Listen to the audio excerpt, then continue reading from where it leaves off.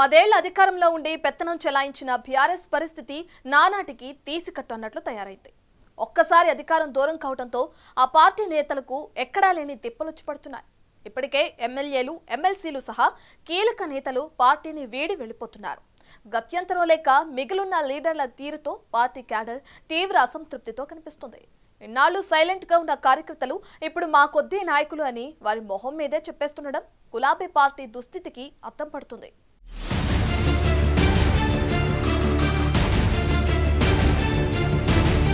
ఒకప్పుడు బీఆర్ఎస్ కి కంచుకోటగా ఉన్న ఉమ్మడి వరంగల్ జిల్లాలో ఆ పార్టీ పరిస్థితి రోజురోజుకు దిగజారిపోతుంది. ఇప్పటికే జిల్లాకు చెందిన మాజీ డిప్యూటీ సీఎం కడియం శ్రీహరి లాంటి దిగ్గజ నేతలు కేసీఆర్ కి షాక్ ఇచ్చి పార్టీని వీడారు. పార్టీలో మిగిలి ఉన్న నేతలు అధికార కాంగ్రెస్ లోకి వెళ్లేందుకు ప్రయత్నాలు చేసుకుంటున్నారు. పార్టీ మారదామంటే ఎక్కడ గేట్లు తెరుచుకోక కారులోనే సవారీ చేస్తున్న కొందరు నేతలకు వారి పరిస్థితి ఏంటో వారికే అర్థం కాకుండా తయారవుతుందట.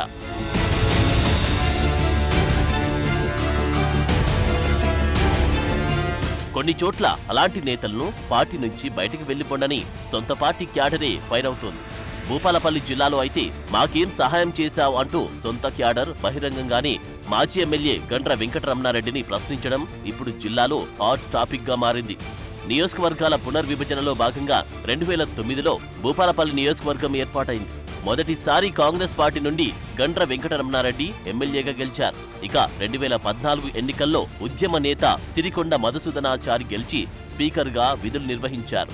2018లో తిరిగి కాంగ్రెస్ పార్టీ నుండి గండ్ర వెంకటరమణారెడ్డి గెలిచి ఆ తర్వాత టీఆర్ఎస్ కండువా కప్పుకున్నారు.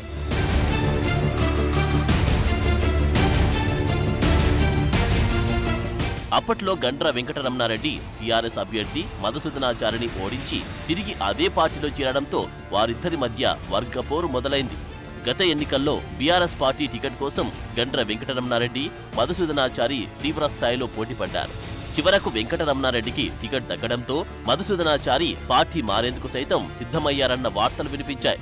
మరోవైపు మధుసూదనాచారి కుమారుడు ప్రశాంత్ బీఆర్ఎస్ రెబెల్ అభ్యర్థిగా బరిలో ఉంటానని హడావిడి చేశారు. ఆ తర్వాత కేసీఆర్ బుజ్జగింపులతో సైలెంట్ అయిన మధుసూదనాచారి భూపాలపల్లిలో తన పొలిటికల్ యాక్టివిటీస్ పూర్తిగా తగ్గించేశారు.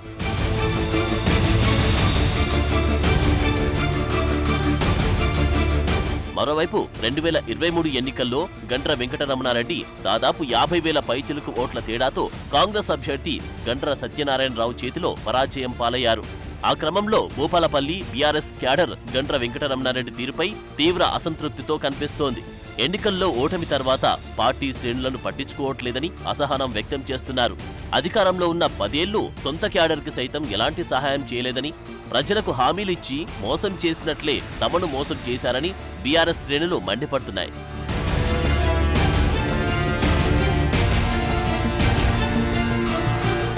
దాంతో గండ్ర సైతం పార్టీ కార్యక్రమాలకు దూరంగా ఉంటున్నారని టాక్ వినిపించింది.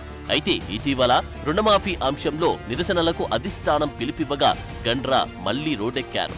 భూపాలపల్లి నియోజకవర్గం కేంద్రంలో కాకుండా రేగొండలో 10 మందిని వెనకేసుకుని నిరసనకు దిగారు. ఆ ఆందోళన సందర్భంగా గండ్రకు సొంత పార్టీ నేతలు షాక్ ఇచ్చారు. ధర్నాలో కూర్చున్న మాజీ ఎమ్మెల్యే గండ్ర వద్దకు వెళ్లిన ఓ కార్యకర్త అధికారంలో ఉన్నప్పుడు ఏం చేశావంటూ సూటిగా ప్రశ్నించారు. ఇల్లిస్తానని మాట ఇచ్చి కనీసం అది కూడా ఇవ్వలేదని ఆగ్రహంతో ఊగిపోయారు. వెంటనే స్పందించిన పోలీసులు కార్యకర్తను అక్కడి నుంచి తీసుకెళ్లారు. సార్ మాటిచ్చాడు ఇంతవరకు ఇల్లు కట్టియాలి, ఈసారి సార్ మాటిచ్చాడు ఇంతవరకు ఇల్లు కట్టియాలి, ఈసారి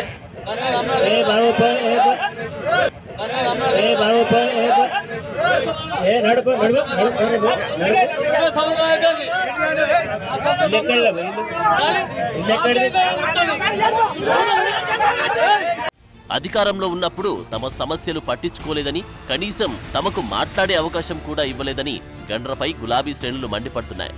ఆయన వైఖరి కారణంగానే పలువురు బీఆర్ఎస్ కౌన్సిలర్లు కాంగ్రెస్ పార్టీలో చేరిపోయారు. మిగిలిన నేతలు సైతం గండ్ర తీరుతో దిక్కులు చూస్తున్నట్లు తెలుస్తోంది. ప్రస్తుతం ఎమ్మెల్సీగా ఉన్న మధుసూదనాచారి నియోజకవర్గంలో తమకు పెద్ద దిక్కుగా ఉంటూ నిత్యం అందుబాటులో ఉండేవారని పార్టీ వర్గాలు అంటున్నాయి.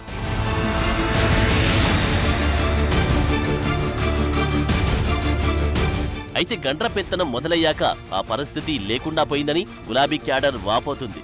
అందుకే గండ్ర వెంకటరమణారెడ్డి ఎక్కడ కనిపిస్తే అక్కడ నిలదీయాలని గులాబీ క్యాడర్ ఫిక్స్ అయిందంటున్నారు. ఓవైపు అధిష్టానంపై అవినీతి ఆరోపణలు, మరోవైపు స్థానిక నాయకత్వం తీరుతో వారంతా తాము పార్టీ విడిచి వెళ్ళక తప్పదనే ఆలోచనలో ఉన్నట్లు కనిపిస్తున్నారు. బుజ్జగించాల్సిన అధిష్టానమే పత్తా లేకుండా పోతే తాము ఇక పార్టీలో ఉండి ప్రయోజనమేంటని చర్చించుకుంటున్నారు. మొత్తానికి హస్తం నీడ నుంచి వెళ్లి కారెక్కిన గండ్ర వెంకటరమణారెడ్డి తన పొలిటికల్ కెరియర్ కి తానే ఎండ్ కార్డు వేసుకున్నారన్న టాక్ వినిపిస్తోంది.